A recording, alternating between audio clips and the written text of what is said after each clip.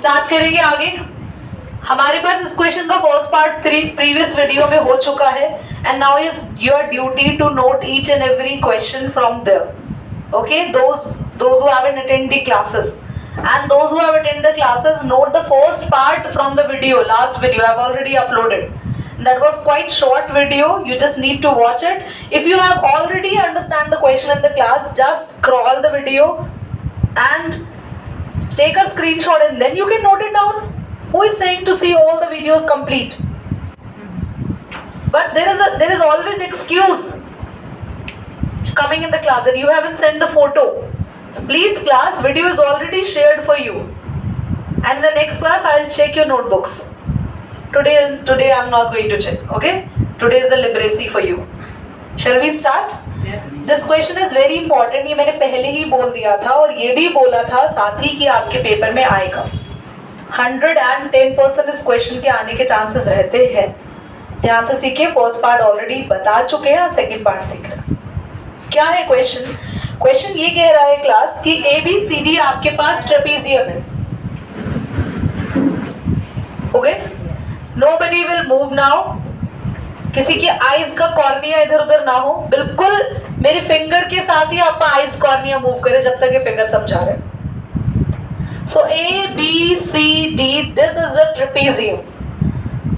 Trapezium होती एक ऐसी फिगर है जिसमें सिर्फ टू लाइंस पैरेलल होती है, ऑपोजिट टू लाइंस पैरेलल होती है, एक ही पेयर लाइन पैरेलल होता है। यहाँ पर AB और CD पैरेलल है and it is all given in the question also कि ये हमारे पास पैरेलल है, ये ट्रेपेजियम है। आगे हमें क्वेश्चन ने ये कहा है क्लास, ध्यान से देखो, AD is equal to BC। ये जो AD लाइन है ना, can you see this? This AD line is equal to BC line. ये दोनों चीजें क्लास क्वेश्चन में नहीं है, बट मैंने ये क्रॉस बनाया था कि नेक्स्ट पार्ट को सिखाने के लिए, बट फिलहाल इसको हटा रहे हैं, आपको क्वेश्चन की फिगर समझाया जा रहा है। AD और BC आपस में इक्वल है। ये ऑलरेडी कंस्ट्रक्शन बुक में किया हुआ है, C से E ज्वाइनिंग किया हुआ है, और मैंने ना पिछले क्लास में क्वेश्चन में लिखवाया था बाय कंस्ट्रक्शन। ध्यान से सुनिए मेरी बात, by construction AD part CE के भी इक्वल है, AD BC के इक्वल है, गिवन है ये तो क्वेश्चन कह रहा है, और बाय कंस्ट्रक्शन AD किसके इक्वल है? CE के। Any doubt further? तो हम लोग यहाँ लिखेंगे गिवन में ABCD, गिवन में दोबारा लिख रही हूँ, is a trapezium। ये एक ट्रेपेजियम है। पैरेलल कौन कौन सी लाइन है बच्चों? AB CD के पैरेलल है, और साथ ही AD, can you see this AD line बच्चों, which is equal to BC over there।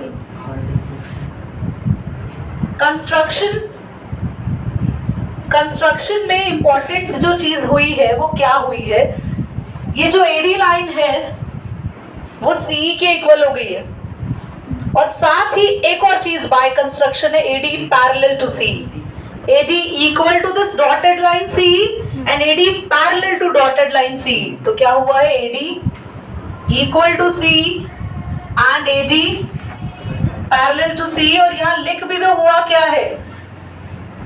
Join C to E and B to E। हो सकता है लास्ट क्लास से कंस्ट्रक्शन अलग हो। AD हाँ, D नहीं लिखा, ठीक। चलिए अब हम प्रूव करते हैं नेक्स्ट पार्ट है क्या, ध्यान से देखेंगे एक बार। The second part is saying angle C is equal to angle D। Class first part में दो एंगल्स हम ऑलरेडी इक्वल कर चुके हैं, A और B।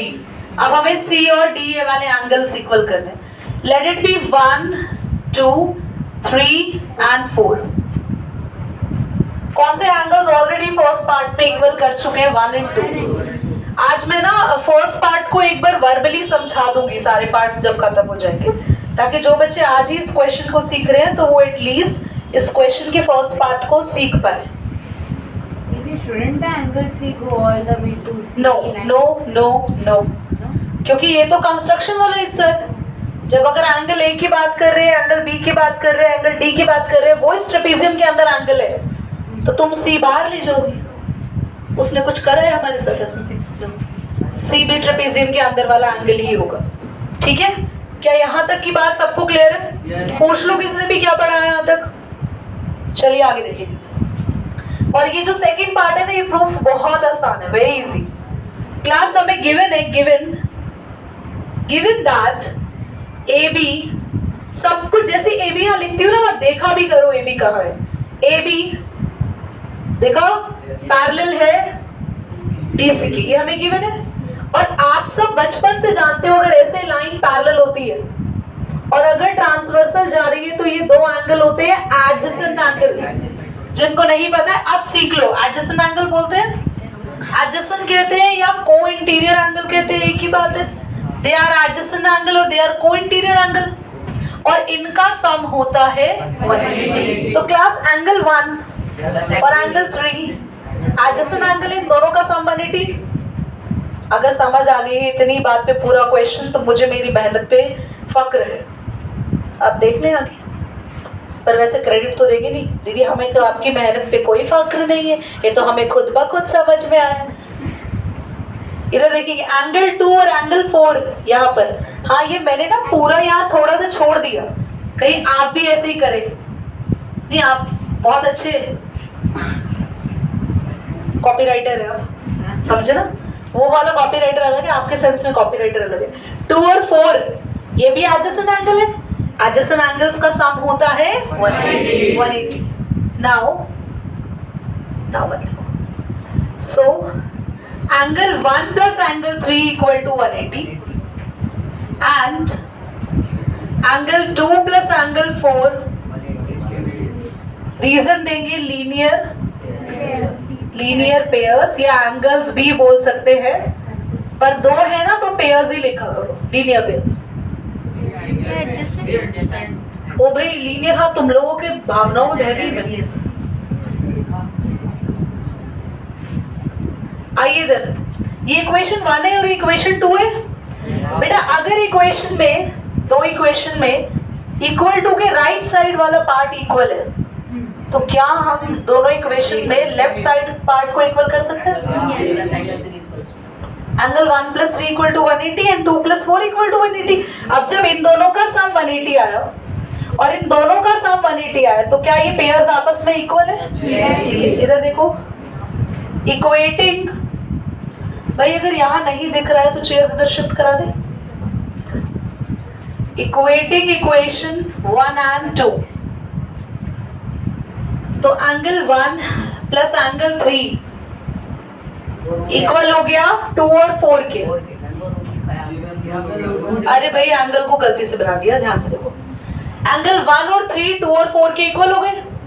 फर्स्ट पार्ट में ना हमने प्रूफ किया था, by first part angle A और बी इक्वल थे फर्स्ट पार्ट में, तो एंगल 1 और 2 इक्वल था। इसका मतलब फर्स्ट पार्ट में हमने एंगल 1 और 2 इक्वल कर दिया था, ए और बी।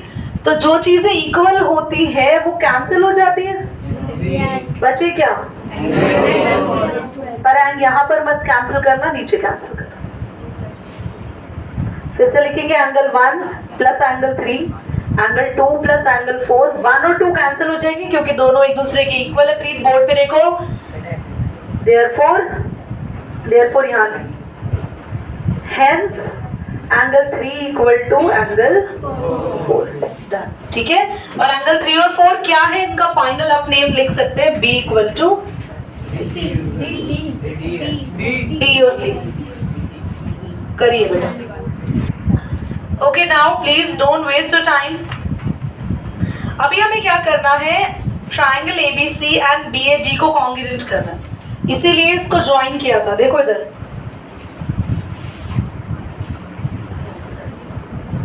क्लास बोर्ड पे देखेंगे सभी, Of course.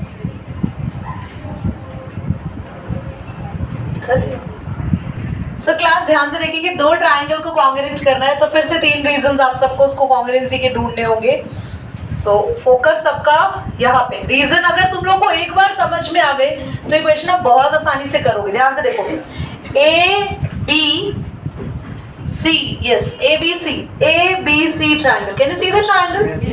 और हमें दिख रहा है BAD ट्रायंगल, दोनों दिख गए। इनको अगर एक बार सेपरेटली यहाँ बनाए तुम्हें जिस सिर्फ समझाने के लिए, ए बी सी, ये रहा ए बी सी। क्या ए बी सी में एंगल बी आ रहा है? हम एंगल बी यूज करेंगे, ओके, एंगल बी। और दूसरा है, थोड़ी देर के लिए इस लाइन को हटा रहे हैं ताकि आपको दूसरा ट्राइंगल दिखा सके, B A D. Can you see the another triangle? B A D, B A D triangle का एंगल है और ए बी सी ट्राइंगल का एंगल, पहला रीजन मिल गया आपको। ए और बी क्यों इक्वल है? क्योंकि हमने पार्ट 1 में किया है। तो सबसे पहले हम थर्ड पार्ट यहाँ पे प्रूव करेंगे, लिखेंगे triangle A B C and triangle B A D. बेहतर रहेगा आप इन लगा दो, इन triangle A B C and B A D. We just need 3 reasons. हमें बस कोई भी 3 रीजन चाहिए बच्चे इसे कॉन्ग्रेंट करने के लिए। तो पहला रीजन, वेरी गुड, आपको पता है। तो पहला रीजन है angle A equal to angle B by part 1। कोई बोलेगा नहीं, जिससे पूछेंगे वही बोलेगा। Can you guess any reason? Reyansh? A B common है, absolutely right. A B line, क्योंकि ए बी सी ट्राइंगल में भी आ रही है और बी ए डी में भी A B is equal to A B common.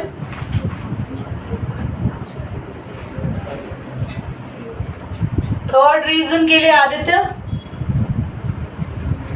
Aditya ढूंढो बच्चे, एक बार देखो ध्यान से इस क्वेश्चन को। इस ट्राइंगल के अंदर एडी लाइन गिवन है हमें, तो हमें गिवन है ये चीज, AD is equal to BC. हम यूज कर सकते हैं आसानी से, AD is equal to BC. AD line इस ट्राइंगल की, बी ए डी की AC line A B C triangle की बी सी लाइन इक्वल है। और रीजन क्या है?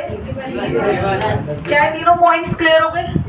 तीनों पॉइंट्स क्लियर? न्यू आदित्य, तो बाय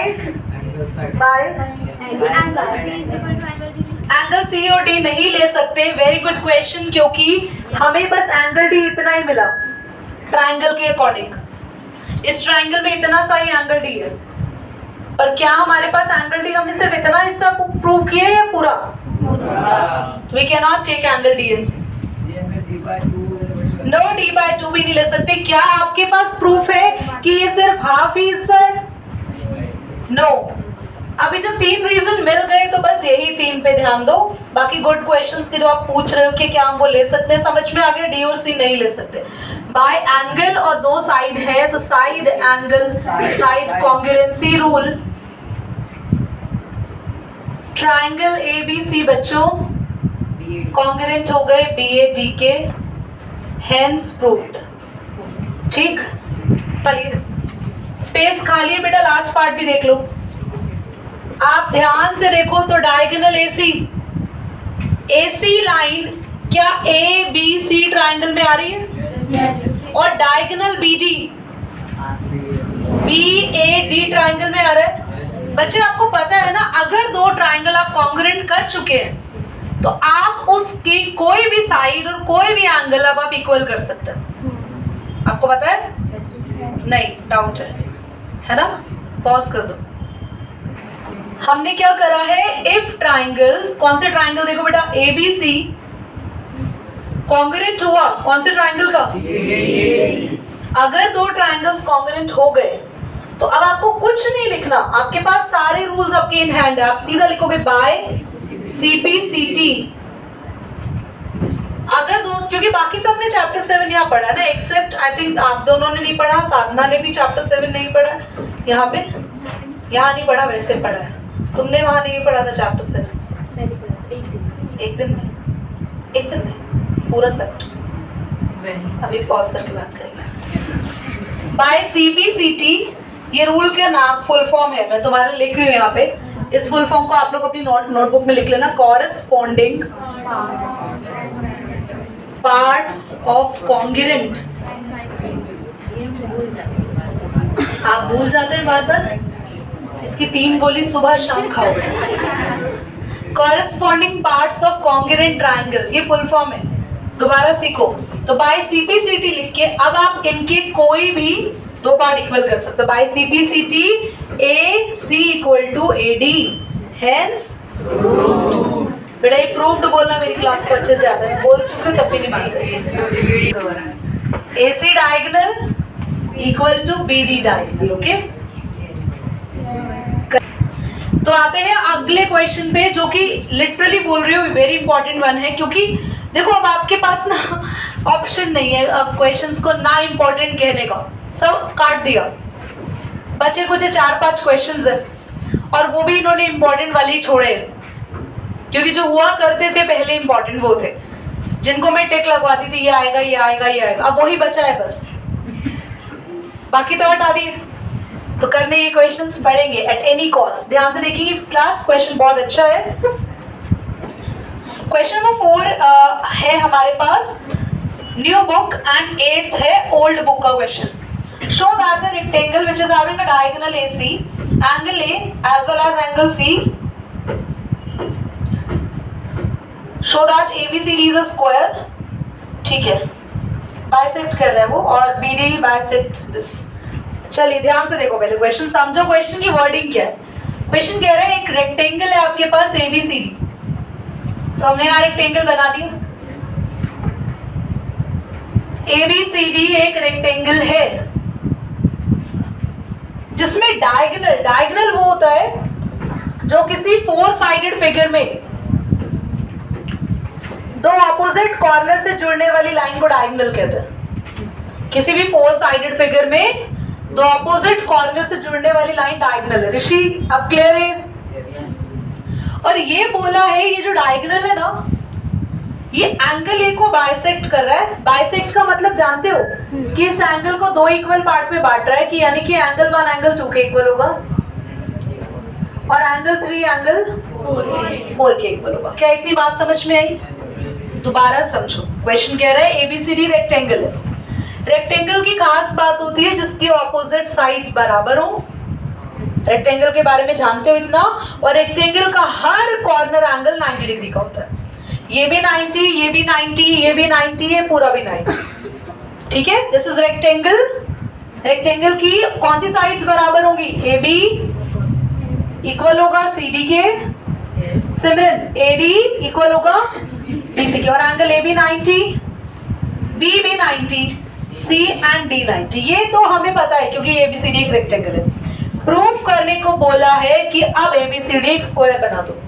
हाँ मैं मानती हूँ आपके दिमागों से खेला जा रहा है, बोलते हैं रेक्टेंगल और तुम्हें बनाने को देते हैं स्क्वायर, बट करना पड़ेगा।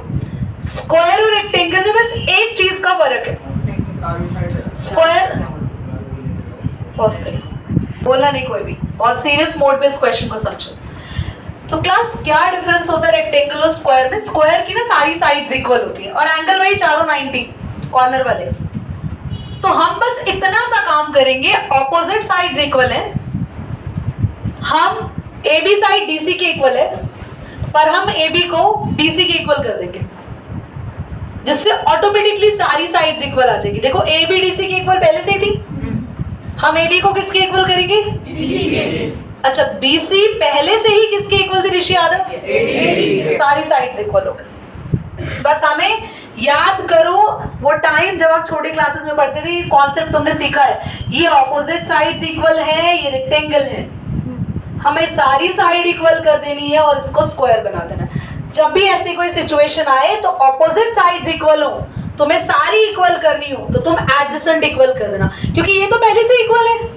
अगर ये साइड इसके भी इक्वल आ गई और ये किसके इक्वल है, जल्दी बोलो, सब कुछ इक्वल हो जाएगा। बोलो बेटा, क्यों? फिर ये रेक्टेंगल नहीं होगा, क्या होगा फिर? हाँ, तो हमें वो प्रूव करना है, ठीक। दिया रेक्टेंगल है, प्रूव क्या करके दिखाना है। ध्यान से देखेंगे कैसे प्रूव करेंगे। गिवन दैट, कहीं डाउट हो हैंड रेज करेंगे। ABCD इज अ रेक्टेंगल, और एक और चीज दी है क्लास यहाँ में, ध्यान से देखो, AC बाइसेक्ट, बाइसेक्ट का मतलब है 2 हिस्सों में बांट रहा है। बाइसेक्ट बहुत बेहतरीन समझ में आएगा जब घर में चॉकलेट एक हो और भाई बहन के बीच में बांटनी हो, बहुत सही बाइसेक्ट समझ में आता है। एक मैं बता रही, इंच तो बहुत बड़ा है, बता रहे हैं, मतलब तुम ना इतना सा कॉम्प्रोमाइज नहीं कर सकते कि वो इतनी सेगमेंट भी चली गई, वहां उसकी छीन लोगे, खा लोगे। बोलो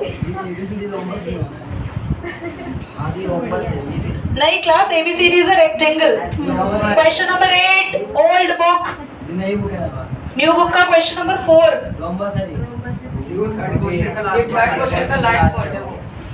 बेटा एक बार दिखाना, जरा पॉज करना है यार, वरना बहुत डिस्टर्ब। This is rectangle. अगर किसी की बुक में गलती से रोम्बस लिखा है तो make it correct. We can not prove with rhombus. This is rectangle. ध्यान से देखो बोर्ड पर। अब AC बाइसेक्ट कर रहा है एंगल A को, एंड बाइसेक्ट कर रहा है angle C।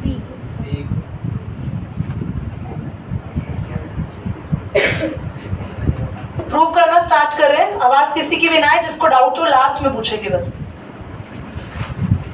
Prove that ABCD is a square. हमें इसको स्क्वायर प्रूव करना है, और मैं तुम्हें ऑलरेडी बता चुकी हूँ स्क्वायर प्रूव करने के लिए हमें साइड्स जो प्रूव करनी है वो है एडजेसेंट टर्म। कैसे प्रूव करेंगे, ध्यान से देखना बोर्ड पे सभी स्टूडेंट्स। क्या एंगल A एंगल C बराबर है? ईच 90। दोनों एंगल बराबर है, एंगल A भी बराबर है एंगल C के, 90 है दोनों। अगर ये दोनों एंगल्स बराबर हैं तो इनके हाफ एंगल्स भी इक्वल होंगे, इनके हाफ भी बराबर होंगे। क्योंकि अगर मान लो दो एंगल 60 डिग्री के बराबर है, अगर आप उन्हें आधा कर दो तब भी बराबर होंगे। समझ में आई बात?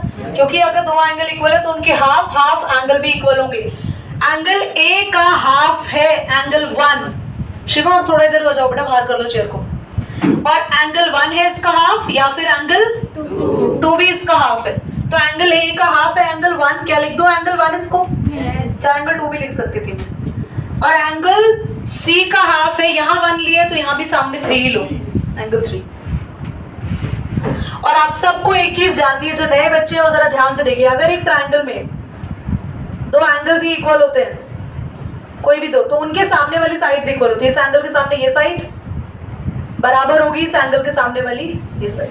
तो अगर एंगल 1 और 3 इक्वल है तो 1 के सामने साइड होगी BC, और 3 के सामने देखो ये साइड्स आपस में इक्वल हो जाएंगे। रीजन देते हैं, sides opposites to equal angles या angle opposite to equal sides are equal. दोनों चीजें लिख सकता है।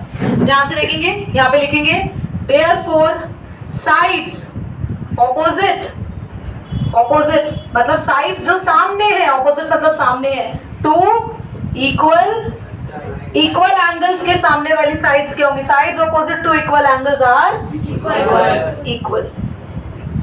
तो कौन सी साइड हमारे पास यहाँ इक्वल आई है? AB hence AB equal to BC। पूरा प्रोसेस दोबारा करने की जरूरत नहीं है। अगर ऊपर वाले ट्रायंगल में ABBC इक्वल आ गया तो प्रूव हो गई सारी साइड्स इक्वल। कैसे ही ध्यान से देखो, इट इज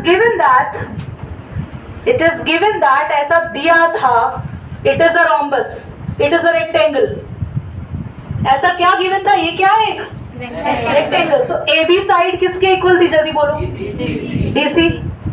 नाउ और BC किसके इक्वल था? जल्दी बोलो पहले। AD की। नाउ AB किसके इक्वल है? BC। और AB BC के इक्वल है, और BC किसके इक्वल है? जल्दी देखो पहले से, इक्वल टू AD। और AB और किसके इक्वल है? Hence, बस ये लिख देना बस तुम तो। Hence all sides are equal and all angles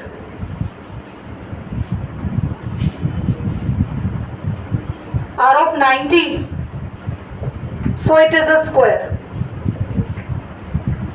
ये एक स्क्वायर हो गया। दोबारा से एक बार लास्ट समझो, फिर नोट करेंगे, भी है टाइम। सबसे पहले मैंने कहा एंगल A C के इक्वल है, दोनों 90 है। A का हाफ किया, C का भी हाफ कर दिया।